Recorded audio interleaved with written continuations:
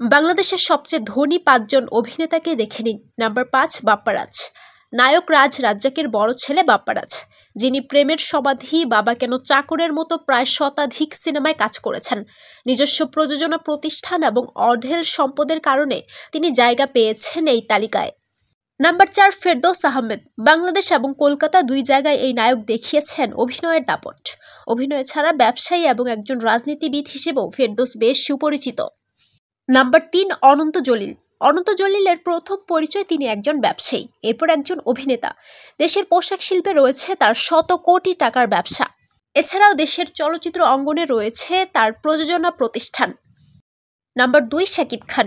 দেশের সর্বোচ্চ পারিশ্রমিকপ্রাপ্ত অভিনেতা শাকিব খান, যিনি এখন পারিশ্রমিকের পাশাপাশি সিনেমার লভ্যাংশ পেয়ে থাকেন।